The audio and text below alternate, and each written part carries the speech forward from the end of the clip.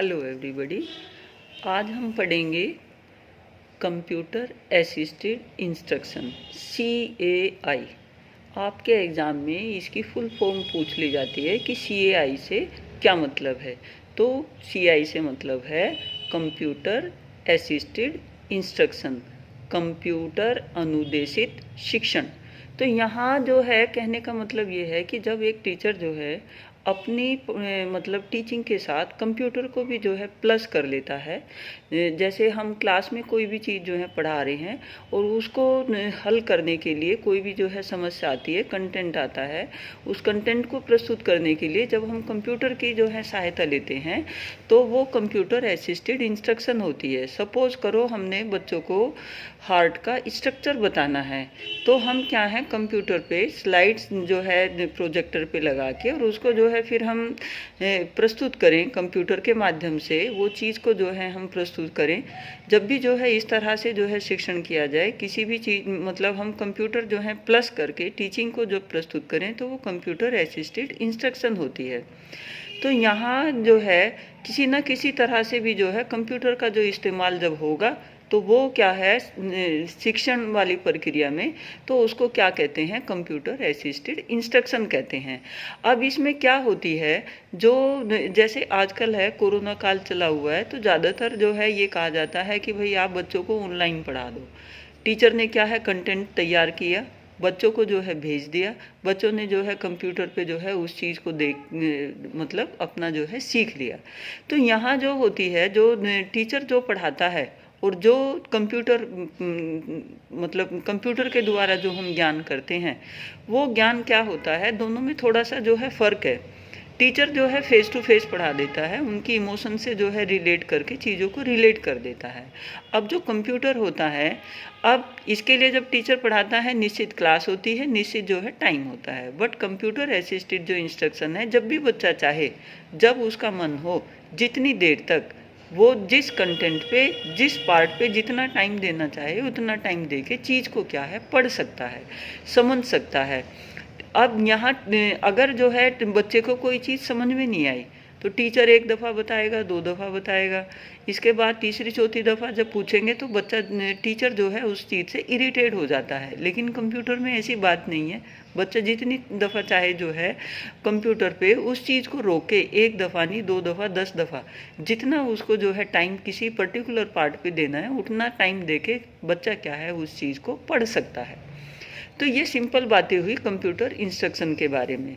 अब यहाँ जब एक कंप्यूटर इंस्ट्रक्शन टीचर के द्वारा ही तैयार किए जाते हैं तो इसकी जो है 3 फेज़ होती हैं। किसकी? कंप्यूटर असिस्टेड इंस्ट्रक्शन की। इसकी 3 फेज़ हुई, फर्स्ट फेज़, सेकंड फेज़ और थर्ड फेज़। जो फर्स्ट फेज़ होती है वो होती है प्रिपरेशन फेज़, यानी कि जो टीचर होता है वो कंटेंट देखता है कि क्या कंटेंट उसने पढ़ाना है, तो वो उस कंटेंट को वो उसको जो है तैयार करता है, प्रिपरेशन फेज़ कहलाती है। फिर इसके बाद जो है उसकी वो राइटिंग करता है, यानी कि कंप्यूटर पे जो है उसको राइट करता है। इसके बाद वैलिडेशन फेज़, यानी कि उस चीज़ को वैलिडेशन फेज़ कहते हैं। तो यहाँ जो है इसकी 3 फेज़ हुई, प्रिपरेशन और जो है राइटिंग और थर्ड हुआ वैलिडेशन फेज़।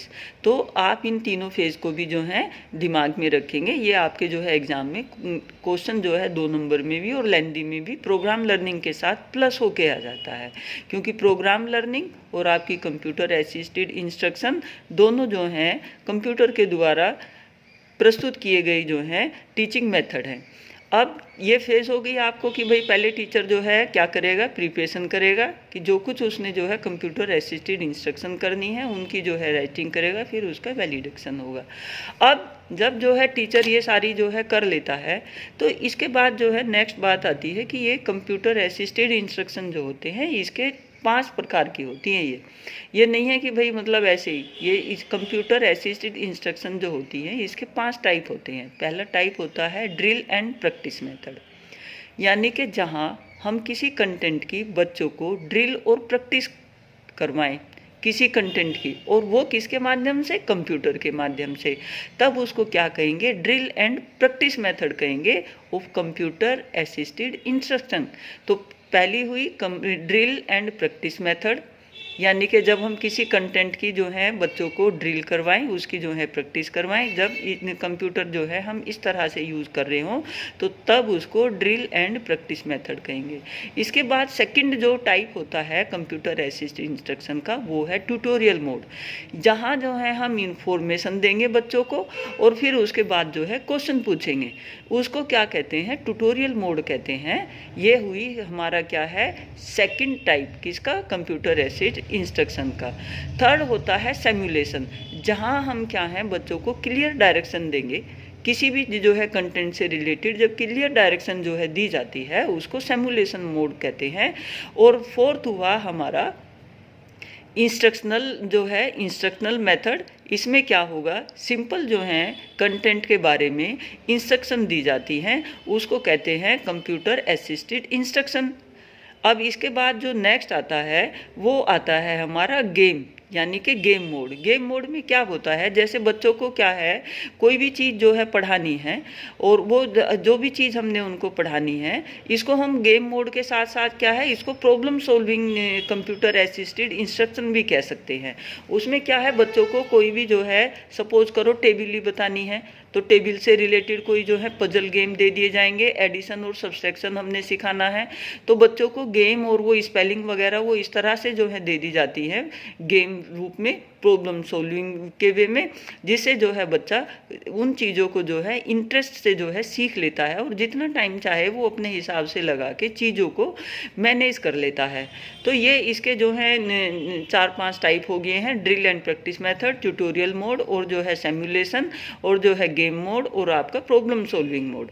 तो अब आप इसको जो है समझ गए होंगे। जब आप इसको जो है प्रस्तुत करेंगे तो आपने जो है ना, अगर ये इन डिटेल आ जाता है तो इसके एडवांटेज डिसएडवांटेज दोनों लिखेंगे और इसके लिए जो है सुझाव। एडवांटेज इसका ये होता है कि एक तो जो है बच्चा टीचर, वही बात आ गई कि टीचर जो है 1 दफ़ा बताएगा, 2 दफ़ा बताएगा, कंप्यूटर जो है कितनी दफ़ाई जो है आप उसको ऑन ऑफ करके कितनी दफ़ाई जो है चीज़ को रिमाइंड कर लो, आप जो है मतलब वो कोई नाराज़ नहीं होगा, कोई जो है गुस्सा नहीं करेगा, आप सीखते रहो। अनलिमिटेड टाइम है, अनलिमिटेड उसमें जो है कंप्यूटर में आपके लिए पूरा पेशेंस है, आप जितना दफ़ा चाहो कर लो।